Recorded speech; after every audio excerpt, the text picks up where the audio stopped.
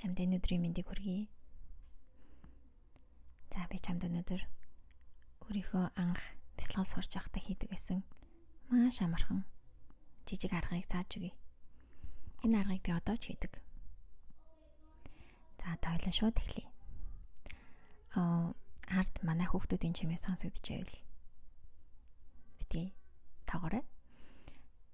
Бас бясалгал хийж байхдаа манай хүүхдүүдийн дууг бас ингээд сонсоод ажиглаад бясалгалынхаа нэг хэсэг бас болгож болно шүү за. Тэрнээс бухимдаад хүүхдүүд нь дуграад байна, ард нь чимээтэй байна гэж битгий бухимдаарай. Миний хүүхдүүд ч гэсэн чиний бясалгалын нэг хэсэг байх болно. За одоо хоёлаа өөрт тухтай байрлал аваад сууцгаая. Нуруугаа гол нь цэх байлгахыг хичээгээрэй. Анх удаа бясалгал хийж байгаа бол нуруугаа ингээд тэгшлэхээр жоохон өвдөх, чилэх тийм мэдрэмж төрөөд идэг. Эсвэл ингээд нэг мэтгэд ингээд бүхтийх, эсвэл ингээд дайлах ч юм уу. За ардаа эсвэл юм түшээд ингээд нуруугаа цэх сууж болно. Яг тэгэхээр нуруугаа цэх байхын амьсгалыг ингээд чөлөөтэй орж харахад тусал нь мөн энэ 7 хүрд чинь ингэж одоо тэгширч байх тийм одоо шалтгаантай үр нөлөөтэй учраас нуруугаа айлуулах тэгшин байлгараа. Тэгээд яваандаа ингээд бясалгал хийгээд суугаад байх тусам артаа юм наалах хэрэггүйгээр ингээд нуруу чинь тэгш суудаг болчихдаг юм билэ. Тэгэхээр санаа зовлтгүй. За тэгээд хоёлаа гүнзгий амьсгал авъя. Гүнзгий амьсгал авахдаа хамраараа аваад амаараа гаргана. Амаа маш жижигхэн ингээд амаараа жижигхэн зай гаргаад удаан гаргана. Ямар ч яарах юм байхгүй шүү заяа. За хоёлаа бясалгалаа эхлэхийн өмнө гүнзгий амьсгал 3 удаа авъя.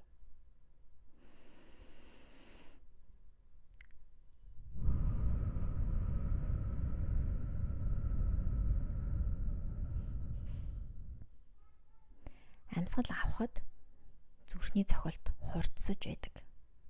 Амьсгалаа гаргахад зүрхний цохилт удаан болж тайвширч байдаг. Тэгэхээр хэр удаан гаргана төдий чинээ зүрхний чин цохилт удааширч тайвширна гэсэн үг. Тэгэхээр амьсгалаа удаан гаргах нь маш чухал. За дахиад нэг амьсгал авъя. Өөрийнхөө хэмнэлээр аваарай. Чинийх жоохон богино байж болно. Эсвэл минийхээс илүү урт ч байж болно. За авлаа. Амьсгал авахд гидсэн хэсийг төмбийж авах хэрэгтэй. Буцаагаа гаргалаа. Тэгжээл болон зөв амьсгал ахгүй юу? Гэхдээ ингээд өмнө амьсгалын дасгал хийж байгаагүй хүмүүс болохоор цээж нь төвийгөөд идэг. Би ч гэсэн анх тэгдэг байсан. Цээж ингээд төвийгөөд гидс төвийж өгөхгүй нэг буруу амьсгалаад идэг. Энэ зүгээр ингээд яваанда засагдаад явна. Шууд ингээд зөөх хий чинь гэсэн юм байхгүй заа юу. Тэгэхээр зүгээр шүү. Цээж чинь амьсгал хамраар амьсгал аваад гидс төвийгөөд гидсний дараа цээж баг зэрэг төвийнх нь бол зүгээр. Шууд гидс төвийгөөд хам бол тэр нь буруу амьсгалаад байна гэсэн үг. Гэхдээ одоо ч ингээд амьсгалж яхад чинь цээж нь их л төвөөд хам бол өөрийгөө битгий зэмлээрээ. Яагаад тэгэхээр ийм зүйл болдог. Би ч гэсэн анх ингээд яаж зөв амьсгалаа мэдгүй цээж л төвийгөөд идэг. Гидсээ төвүүлгээ гэхээр хизээний л цээж ингээд төвөөцсөн байж идэг болохоор зүгээр яваандаа амьсгал засагдаад ирдэг. Тэгэхээр зөв амьсгалыг аргаа мэдсэн учраас одоо зүгээр ингээд өөрөөрөө л амьсгалаа яв. Амьсгалаа багаар засна.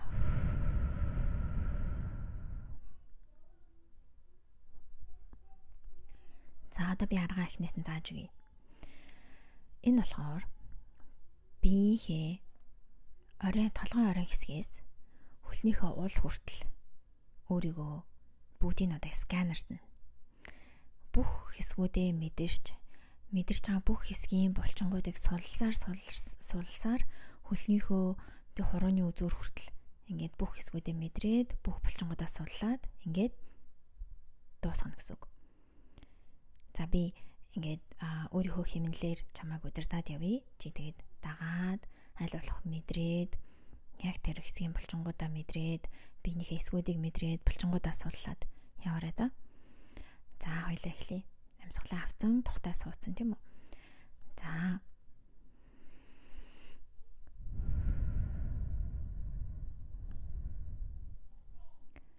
Толгой орой хэсэг үсээ мэдрээ.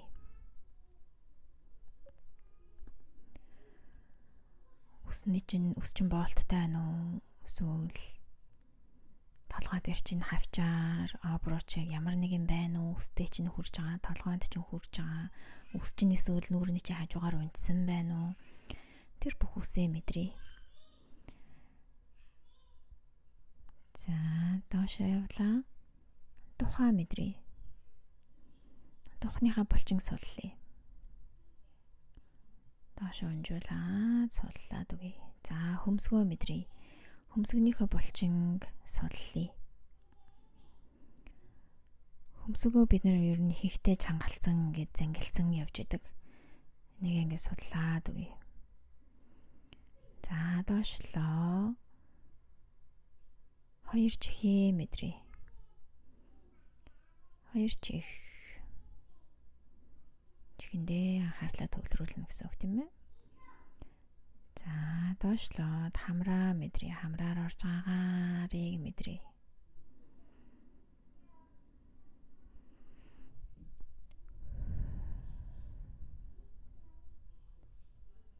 За, хацраа мэдрээ. Хацрынхаа бүх булчин судлаад үгүй. Нүднийхээ булчин бас зохио сулна. Нүдээ ингэж чанга анихгүй. Зохио судлаад хацраа судлахаар ингээд нүд жоохон зай гараад ингээд хараад нэг жижигхэн юм харагдаж байгаа гадна байдлыг харна. Тэрэн зүгээр булчин судлахаар ингээд жоохон зай гардаг нүдэнд. За, тэгээд доошлоод уруулаа мэдрээ.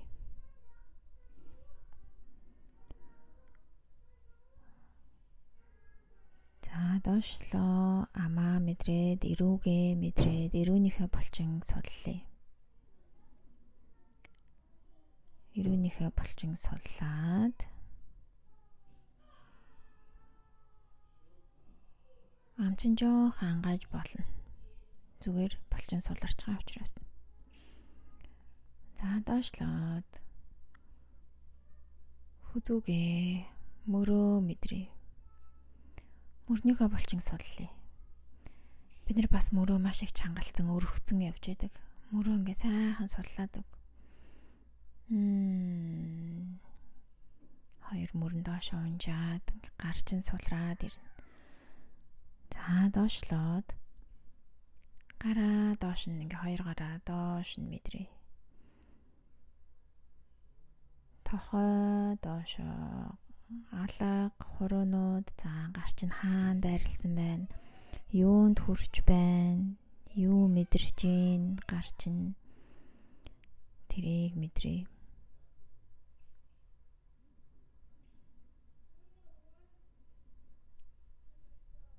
За, буцаж ирээд цээжин хэсгээ мэдрээ. За, бид нэр мөрөө сулсан ч гэсэн буцаа чангалцсан байдаг. Ахаад мөрөө нэг шалгаад доош нь суллаарай. За, доошлоо цээжээ мэдрэрлээ. Ходоод хэсгээ мэдрээ. Ходоодн дээр юу мэдрэгдэж гин? Доош нь судлаа.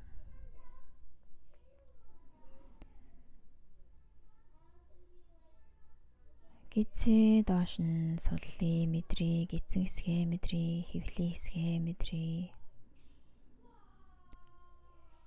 За, доошлоод бүгсэн хэсгээ мэдрээ. Сууж байгаагаа мэдрээ. Юун дээр сууж ин хатуу байна уу? Зөөлөн байна уу?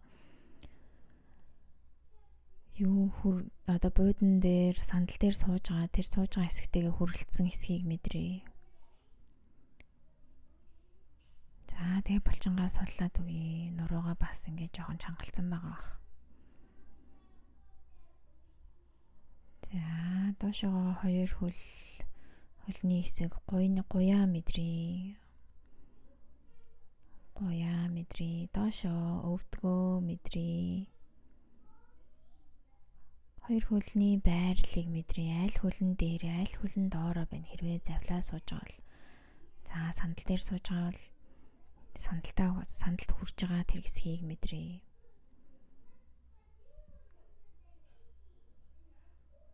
За, одоо хөлнийхөө шилбээс доошлоод доотлийнхоо улыг мэдрээ. Хөлнийхөө улыг, хөлнийхөө хуруунуудыг мэдрээ. юунд хүрж гин, юутай шүргэлцэж гин тэр эсхийг мэдрээ. За оронд хүрсэн байна уу, сандалд хүрсэн байна уу, шалан дээр хүрж байгаа юу, хүрж байгаа тэр хэсэгтэйгээ яаж мэдрэгдэж гин, хөлн дээрээ зөвхөн анхаарлаа төвлөрүүлнэ гэсэн үг. Хөлний уул хэсэгт.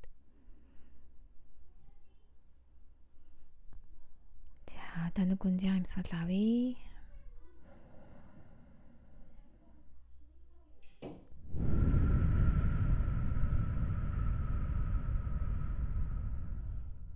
Уруулаараа юм бараг 100 орох тийм хэмжээтэй жижигхэн нүх гаргаад амьсгал айл болох удаан гарах тусам тайвширна. За ингээ сайхан биеэ суулцсан, булчингуудаа суулцсан энийгээ мэдрээд ингээ сууж болно. Ингээл энэ арга маань болоо. Би яг энэ аргыг ингээд маш олон сар давтаж хийсэн. Одоо энийг ахаад ихнээс нь ингээд нэг суултан дээр хэдэн ч удаа хийж болно. Тэгээ сайхан гүнзгий амьсгал аваад жимнүүдээ нэгээд. За ингээд дуслаа. Эхнийхээ бясалгалыг амжилттай хийлээ. Баяр хүргэе. Ингээд өөрийн гэсэн бясалгалын аргатай боллоо. Энэ ингээ маш гоё одоо цагт навчирдаг, өөрийнхөө биеийг мэдэрдэг, маш их тайвшруулдаг юм арга. Би энэ аргыг одоо ч хийдэг. Үнэхээр үр дүнтэй. Ингээд биеэ бүр ингээ суллаад, булчингаа суллаад тайвширчдаг. Тэр энэ аргыг хэдэн ч удаа нэг суултан дээр давтаж хийж болно. Надад чимээгүй суух орчин одоохондоо байхгүйсэн учраас ингээд артаа жоохон дуу чимээтэй хийжлээ. Гэтэ энэ аргыг чи өөрөө одоо мэдсэн учраас өөрөө чимээгүй орчинд өөрөө байрлалаар суугаад хийж болно гэсэн үг. Илүү олон ийм жижиг бясалгалын аргууд болон өдөр тутамдаа хэрхэн сэтгэл санаагаа доктортой байлгах аргууд, техникүүд, мөн энерги яаж өсгөж эрт хүчтэй байх зэрэг олон аргуудыг сурахыг хүсвэл миний дотоод сэрэл сургалтыг сонирхоод үзээрэй. Dathim.com гэсэн миний вебсайтн дээр сургалтууд маань үргэлж нээлттэй байгаа. Мөн дотоод хүүхдийн бясалгал, дасгал ажил мөн байгаа шүү. Ингээд чамд амжилт хүсье. Баярлалаа.